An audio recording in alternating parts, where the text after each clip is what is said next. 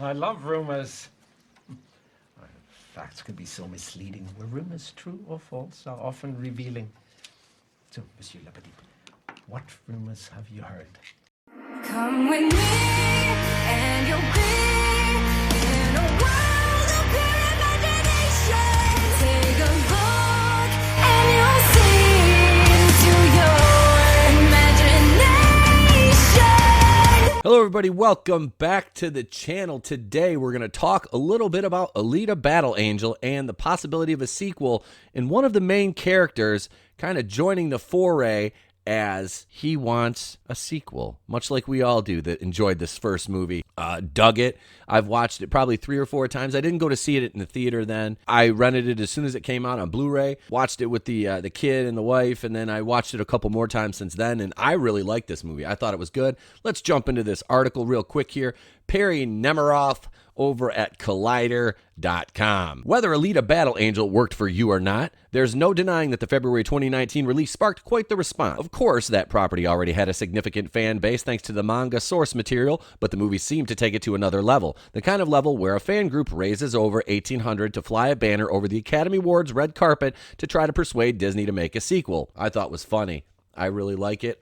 Disney owns this property now, which is a problem because they're not going to push it because this character, while she's kind of overpowered, is not a woke Mary Sue. And that's Disney's MO now. Look, they released Cat Pan Mediocre around the same time this was out. If you guys remember the Alita Challenge, it was go see Alita over Captain Marvel.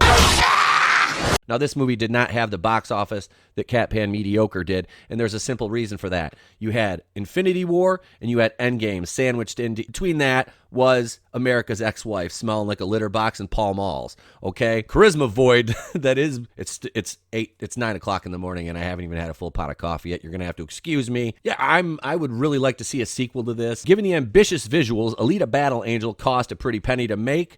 With a reported production budget of $170 million, it wound up making a little over $404 million worldwide, which is a decent grand total, but not enough to roll right into another pricey installment with confidence. Okay, so at $170 million budget, the way it was marketed, I'm sure this movie probably cost well over $230 million.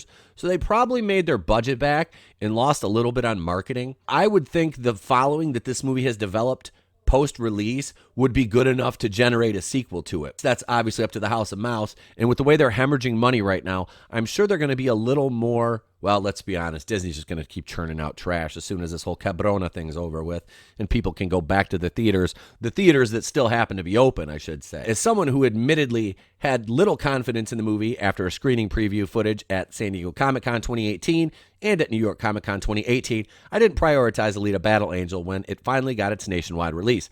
Now, having seen it multiple times, I'm kicking myself because I wish I could have been part of those early ticket sales that often have great sway over a studio's decision to greenlight a sequel. And I'm right there with the author on this, Perry Nemiroff or whatever his name is. This is one I really wish I would have seen in the theater because Rosa Salazar, I believe, is the actress's name that played Alita. You know, Alita is supposed to be, quote unquote, like a teenager. That's what part of the marketing with this movie threw me at first, having no knowledge of the source material. I thought it was kind of like those Maze Runner movies, a young adult type movie. I didn't really have much interest in it until I, looked a little deeper into it and learned, oh, okay, this is what this is. Just in case you haven't given Alita Battle Angel a go yourself, the movie is now available for stream on HBO Go and Now. It's available to purchase on digital and video on demand. The movie features another A-plus performance from Rosa Salazar. Seriously, she always delivers. As the title character. Alita is a cyborg who's reassembled by Christoph Waltz as Dr. Dyson Ito. It's kind of funny because originally this is anime, it's manga, it's Japanese, and Christoph Waltz is playing Dr. Dyson Ito, which Ito is not such a German name. Having awoken with no memory of where she came from, the movie allows Alita as she learns to live a new life. The movie follows Alita as she learns to live a new life in Iron City, while also trying to figure out how exactly she acquired such unique fighting abilities. While chatting with Waltz about his new Quibi movie in chapters, Most Dangerous Game, I just had to get his take on Alita's passionate fan base and whether or not he's interested in being part of another film. And Waltz said, of course I would. I'm as wise as you are. I haven't heard anything, and I'm a little disappointed and surprised that I haven't heard anything so far, because I know that it has followers. I know that people liked it, and aside from what others said, I loved it, and I loved working on it, and I liked the result. You know, it was Fox, and Fox doesn't exist anymore. Now it's Disney.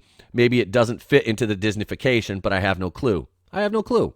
Maybe they're working on something, and I wouldn't be the first person to hear. But meanwhile, I haven't heard anything. So very general statements from Waltz. He did seemingly enjoy working on the project. So that raises optimism levels that Waltz would return in the event of a sequel.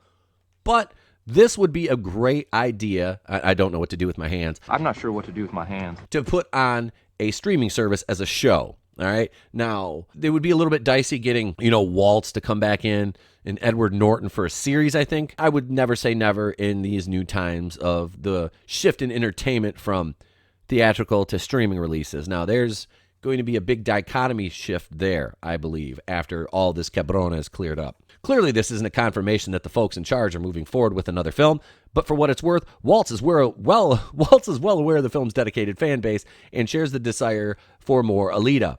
Of course, there are a number of challenges that could stop this from happening, namely the production costs and the studio switch. But if continuing talk about the movie helps keep the hope alive and raise awareness for the first film, I'm thrilled to be a small part of that push. And again, words are hard. And again, this quote is only a short snippet from a much longer conversation with Waltz about his new Quibi movie, Most Dangerous Game. You can find out what Waltz first thought of the Quibi format and the movies he recommends watching while we're staying at home, staying safe, when the full conversation drops tomorrow. So what do you guys think? Do you think they will do a sequel to Alita Battle Angel? Obviously, optimistically, we would love to see another theatrical. I still don't know what to do with my hand. We're real happy with what was going on, and at the end of the day, you got to be happy. We would still like to see a theatrical release for this movie, all right, for a sequel to this movie.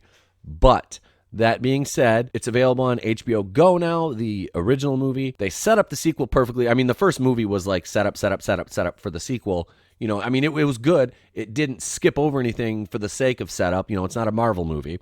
But, shots fired, Marvel. I think that a sequel would be great. And the first movie was solid. Rosa Salazar did her own stunts.